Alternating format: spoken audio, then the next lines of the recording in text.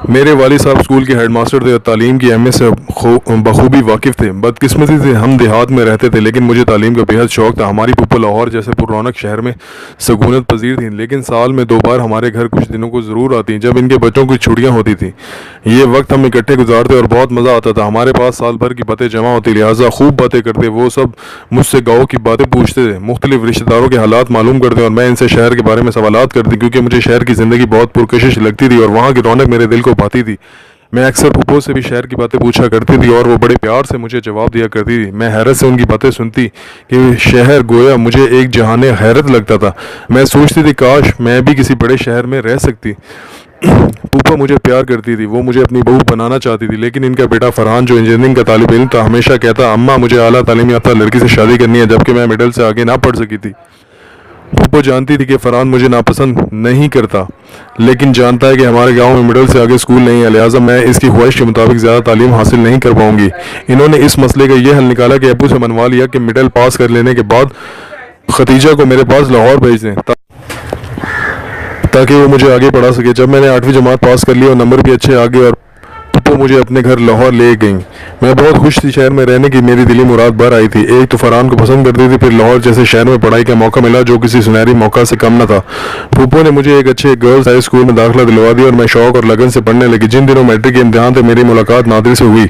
फूफो के पड़ोस में असगर साहब रहते थे। नादिर इनका भतीजा था और वो भी रहीम यार खान के गाँव से पढ़ने लाहौर आया था। इसके चचा यहाँ पर एक सरकारी महकमे में मुलाजमत करते थे। जब मैं स्कूल जाती नादिर भी अपने कॉलेज जाता था। हम दोनों के तालीमी इदारे घर से बहुत ज़्यादा दूर न थे। नादिर कभी अपनी मोटर बाइक पर कभी पैदल जाता था।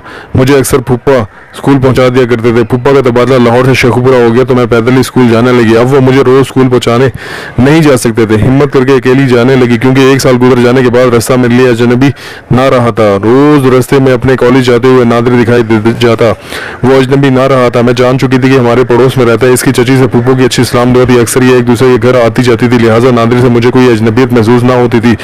वो भी मेरी तरह तालीम का रसिया था, मेरी तरह गांव का रहने वाला था, मगर हसूल इल्म की खातिर अपने घर से दूर रिश्तेदारों के घर रहने पर मजबूर था। मेरे और इसके मसाइल तकरीबन एक जैसे थे। एक रोज़ जबकि मेरा पेपर था और फूफा घर पर मौजूद न थे, पैदल स्कूल जाने को निकली। इस दिन बादल घिरे हुए थे। अभी आधा रास्ता तय किया होगा कि ज़ोर से बादल गरजने लगे, बिजली कूदने लगी और फिर आनंद फानन मूसलाधार बारिश शुरू होगी। लाहौर का मौसम ही ऐसा है, अभी शदीद हब्स और गर्म, फिर यक तेज़ बारिश भी हो जाती है। मैं सर से पाँव तक भीग गई और एक कदम चलना दुश्वार हो गया। बारिश छाजों पर बरस रही थी। अब मैं ना आगे जा सकती थी और ना पीछे को पलट सकती थी। सालाना पेपर था, लिहाजा पर्चा देना भी ज़रूरी था। घबराई हुई इधर उधर देखती फुटपाथ पर चलती रही। जब पानी टखनों को छूने लगा तो एक जगह दीवार के साए में रुक गई। इतने में एक मोटरसाइकिल आकर मेरे सामने रुकी। यह नादिर था। इसने कहा, आ जाओ, मैं तुमको स्कूल छोड़ देता हूँ। अंधा क्या चाहे, दो आंखें। इस वक्त ऐसी कसम पुरसी की हालत थी कि शायद कोई अजनबी भी ये पेशकश करता तो कबूल कर लेती। ये तो फिर नादिर था जिसको मैं 1 साल से जानती थी।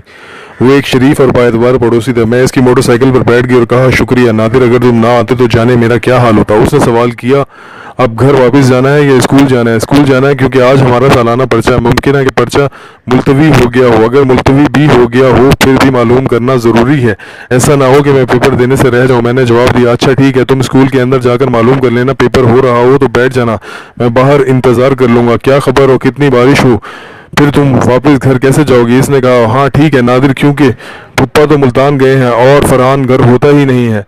वो पढ़ाई के सिलसिले में इस्लामाबाद में रहता है। घर पर सिर्फ फूफो होती हैं जो इस मौसम में मुझे लेने नहीं आ सकती। वो भी यकीनन हमारे घर आकर अब्बू से यही कहेंगे कि गुलबदन को स्कूल से लाना है, क्योंकि पड़ोस में वो सबसे ज़्यादा बाएतमाद हमारे घराने पर ही होती हैं और हमारे घर से इनके पुराने ताल्लुकात हैं। इसने जवाब दिया, सो बेहतर है, मैं तुमको वापस घर भी पहुंचा दूंगा। नादिर ने एक अच्छा पड़ोसी होने के नाते अपनी जिम्मेदारी को खुद ही महसूस कर लिया। स्कूल के गेट के पास उतरकर मैंने इसे कहा, नादिर भाई ऐसा करो कि चंद मिनट ठहर जाओ, मैं पता कर लूँ। अगर पर्चा मुलतवी नहीं हुआ तो फिर अभी आकर बता जाती हूँ, वरना वापस घर तो जाना है। दूसरी सूरत में भी मैंने ही तुमको घर पहुँचाना होगा। वो बोला, जाओ स्कूल से मालूम करो और ये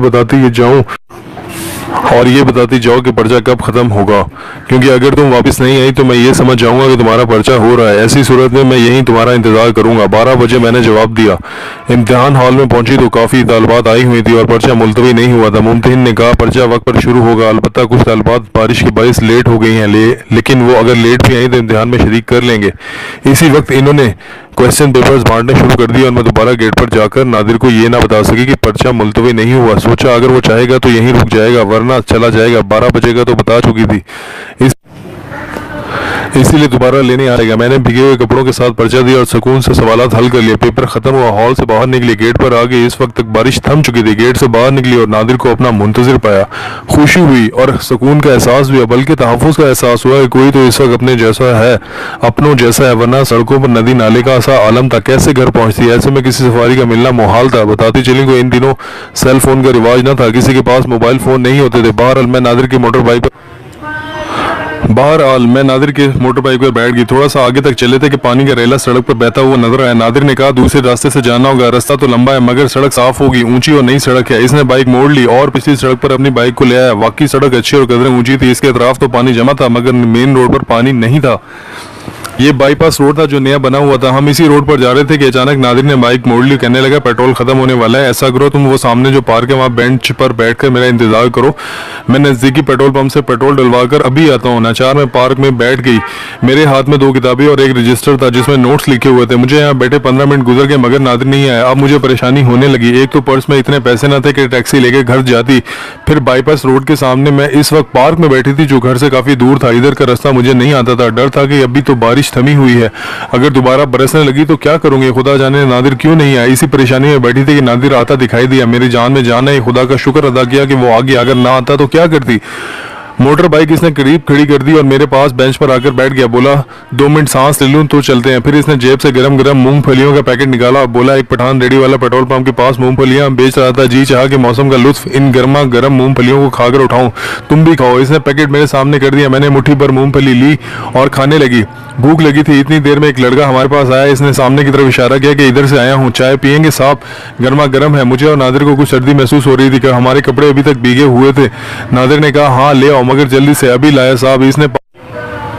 इसने पार्क के कोने में बनी टक शॉप की जानिब दौड़ लगा दी। वाकई वो चंद मिनटों में चाय के 2 गर्मा गर्म छोटे से डिस्पोजेबल ग्लास ले आया और रकम लेकर चलता बना। हम घूंट घूंट चाय पी रहे थे और साथ साथ मूंगफली भी खाते जाते थे। मौसम बहुत खुशगवार हो चुका था। दरख्त पौधे फूल सब तरोताजा और बारिश के पानी से नहाए हुए हरे भरे निखरे हुए अजब बहार दे रहे थे। मेरे दिल में नादिर के लिए भाइयों जैसा एहतराम था और इसकी नीयत में भी कुछ मैल न था। घर से काफी दूर एक वीरान जगह पर आ बैठे थे। यहाँ आकर बैठने की हमारी कोई पहले से प्लानिंग न थी, बस इत्तेफाक था और हम बेखौफ थे। सड़क के दोनों तरफ दरख्तों के खूबसूरत झुंड थे।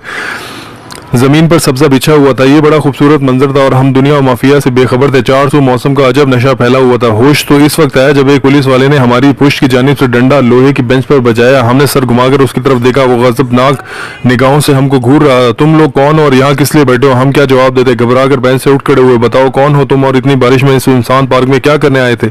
हमने हकलाते हुए कहा मेरा सालाना पर्चा था, इसीलिए आगे कुछ बोल न सकी। इसीलिए यहाँ मौसम का लुत्फ ले रही हो, यहाँ पर बैठ कर सालाना पर्चा दे रही हो। चलो थाने। और भाई मिस्टर तुम कौन हो? इसके ये मेरी बहन है। बेख्तियार नादिर के मुंह से निकला अच्छा बहन है, तो बहन के साथ इस मौसम में यहाँ मूंगफलियां खाने आई हो? इसने सीढ़ी बजाई। फौरन इसके 2-3 भाई बंद जो कहीं नजदीक ही थे सर हमारे सरों पर आ पहुंचे।